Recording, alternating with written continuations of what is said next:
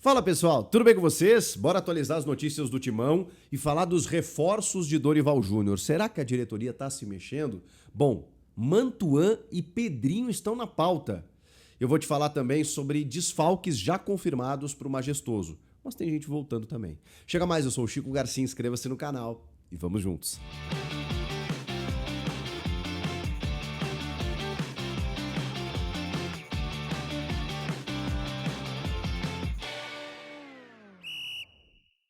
A GoCase está fazendo 10 anos e está no ar a Go Sale. O que é a Go Sale, Chico? É a grande promoção da GoCase antes da Black Friday, que acontece só lá no final do ano. É a grande chance para você aproveitar e ter os produtos da GoCase exibindo a paixão pelo teu time do coração. A GoCase tem o licenciamento com os principais clubes do Brasil para oferecer esses produtos aqui, que podem ser seus, de maneira totalmente personalizada e com uma baita promoção. Gente, o site todo tá com promoções de até 70% de desconto. Tem que aproveitar e a hora é agora. Como, por exemplo, olha o que eu vou dizer para vocês. Essas garrafas Fresh aqui, elas estão saindo por menos de R$140. 950 ml, gente. Tem que aproveitar. A garrafa Urban, por exemplo. Essa aqui é uma das queridinhas. A galera leva para tudo que é lugar. Mas na academia, né? Menos de R$80. E o copo Life? Esse aqui não tem jeito. É o copo térmico, personalizado, para você levar para o churrasco, assim, ó, anda tiracolo, não tem jeito, na mochila, no trabalho ou em casa mesmo, para você manter a tua bebida gelada por mais tempo, por menos de R$129. Gente, tem que aproveitar, além dessa aqui que é imperdível, né? Você compra uma capinha e leva outra de graça, totalmente personalizadas com a qualidade dos produtos da GoCase. Tem que aproveitar agora, usando o meu cupom Chico Garcia, com o QR Code na tela, link na descrição, para você exibir a sua paixão pelo teu time do coração e levar os produtos para onde você for. GoCase, somos movidos por torcer. Bom, rapaziada, bora falar do Timão porque tem 2 desfalques confirmadaços para esse majestoso de sábado contra o São Paulo no Morumbis. O lateral Hugo e o volante Maicon. O lateral Hugo teve constatado, inclusive, uma hérnia e vai passar por uma cirurgia, não tem prazo de retorno. Ele já não vem sendo muito utilizado, né? Existe um revezamento ali entre o Matheus Bidu e o Fabrício Angileri. Em algum momento ele chegou a ser utilizado ao longo da competição, mas a gente sabe que tecnicamente é um jogador insuficiente, né? Mas toda a recuperação para ele, né? Porque a culpa não é dele, né? A culpa é de quem foi lá contratar no Goiás, que estava, né, sendo rebaixado, para poder compor o elenco e de uma maneira meio inexplicável. Enfim, o volante Maicon, que jogou 15, 16 minutos nessa partida diante do Ceará, ele entra no lugar do Martini, se não me engano, e depois tem que sair de jogo porque teve constatada aí uma lesão muscular. Então é mais um problema que o Maicon enfrenta. Cara, impressionante, porque é o primeiro treinador que eu vejo, desde que ele voltou nessa última passagem, né? Ele enfrentou muitas lesões, ele vem enfrentando muitas lesões, mas é o primeiro que eu vejo insistir no Maicon. E mesmo que tecnicamente ele até não apresente um futebol convincente. E aí, mesmo assim, ele não consegue por conta de lesões. É uma lesão mais branda, evidentemente, né? Uma lesão muscular que eles não confirmaram se é grau 1, grau 2, grau 3. Mas aí, vamos lá, né? Pelo menos 2 semanas para voltar, pode ser 3 a 1 mês, enfim. O fato é que o Maicon estará fora desse jogo diante do São Paulo. Mas tem gente voltando, né? O Memphis Depay e o Romero cumpriram suspensão automática, né, pelo 3º cartão e vão reforçar o time. O Gustavo Henrique fez um controle de carga, né? Então, se ele foi preservado desse jogo contra o Ceará, eu imagino que ele esteja à disposição. Embora, né, a gente saiba que André Ramalho e Kaká hoje talvez sejam a dupla de zaga titular, embora ele tenha terminado o jogo com 3 zagueiros. Será que ele vai adotar esse sistema diferente? Acho difícil. Então, se a gente for pensar numa linha de 4, 2 zagueiros, Kaká e André Ramalho, o Gustavo Henrique corre por fora aí, porque eu acho que ele vai ter condições, vai estar à disposição. Isso a gente ainda não sabe. Assim como o Yuri Alberto. Será que o Yuri já pode ser relacionado para esse jogo? Nada indica por enquanto, tá, gente? O Yuri é meio surpreendente, né? Da noite para o dia ele pode acabar sendo relacionado, ele já está começando aos poucos a trabalhar com o grupo. O preparador físico já alertou, né, que em breve isso aconteceria. A gente sabia que para essa quarta, mesmo com os desfalques diante do Ceará, que seria fundamental ele participar, mas a gente sabia que ele não tinha condições ainda. Então pode ser que ele seja relacionado, mas não é a tendência por enquanto. Até sexta-feira, né? Até essa sexta-feira a gente vai ter uma noção de de quais jogadores aí o Dorival vai conseguir levar a campo, né? Então, por enquanto, a gente não pode confirmar o Yuri e nem o Gustavo Henrique, mas o Gustavo Henrique é mais certo, né? E ele não é um titular absoluto, então tá tudo bem. Mas o Memphis e o Romero sim, porque eles voltam de suspensão. O André Carrilho, ele deu uma entrevista muito interessante na saída de campo, depois da partida. Ele fez uma grande jogada lá pelo lado direito. Acorda, Dorival, o Carrilho tem que jogar por ali. E aí ele foi questionado sobre a questão política, de influenciar ou não dentro do campo, do vestiário. O Dorival está tentando blindar, mas ele visivelmente está incomodado com muitas situações que acontecem, né, de forma interna no clube. Todo mundo sabe o que está acontecendo. E o Carrilho, ele foi muito sincero, né, quando ele disse assim, olha, a gente está acompanhando e tal, tudo mais, mas se a gente utilizar esse aspecto, vai servir como desculpa. E isso não pode acontecer. Em outras palavras, né, ele disse isso.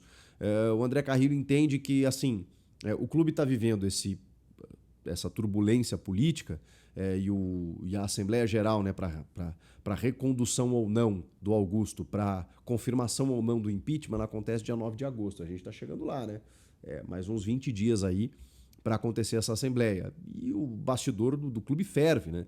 Com o Conselho averiguando contas e cartões corporativos de antigas gestões, enfim, tudo isso vocês sabem que está acontecendo, o jogador também sabe. Mas o Carrillo está dizendo o seguinte, cara, não pode servir como desculpa pra gente não estar jogando bem, não se entregar, não representar a camisa, não conquistar pontos, não conquistar vitórias. A gente tem que fazer o nosso aqui. Então, achei muito interessante, porque é uma outra visão, né? É um cara com experiência, é um cara com rodagem, é um líder técnico do elenco, em que o torcedor deposita maior confiança, né? E provavelmente, se ele tá com esse pensamento, tem que contagiar mesmo o elenco, porque se os caras de fora, eles não estão ajudando o clube, nessa hora vai ter que ser com os atletas mesmo. Eles vão ter que se blindar e dizer assim, rapaziada, não interessa o que está acontecendo da porta para fora, daqui para dentro quem resolve somos nós, o torcedor está esperando que a gente né, corresponda, então vamos lá, vamos fazer o nosso, é o nosso nome que está em jogo e eu espero que essa seja eu não sei se eu espero que essa seja uma conduta linear, uma conduta geral ali no elenco. Tomara que o Carrillo ele contagie, né, os demais e simbolize também o pensamento de todos. Tomara que seja dessa maneira. Vamos falar dos reforços pedidos pelo Dorival, porque, cara, eu acompanho o Dorival há muitos anos. O Dorival é um cara que ele não se envolve nesse tipo de coisa. Ele mesmo já disse, eu não peço reforços, eu chego lá e trabalho com o que eu tenho. Claro que tem conversas internas, mas eu não sou de ficar reclamando, de ficar me queixando. E, cara, ele tá, assim, quase que pedindo socorro. Ele tá nas entrevistas dizendo, a gente precisa disso, a gente precisa daquilo, né, tá muito claro e tal. Mas, afinal de contas, que reforços são esses? Porque existe uma preocupação. Poxa, com tantas dívidas, com tantos problemas financeiros, com tanta instabilidade política, o Corinthians vai mesmo contratar? Vai, gente. É que a janela recém abriu, tem mais 1 mês e meio ainda de janela. Claro que a exigência ela é para agora, né? Você não pode esperar a janela terminar, mas isso também acaba norteando o preço de quem compra e de quem vende.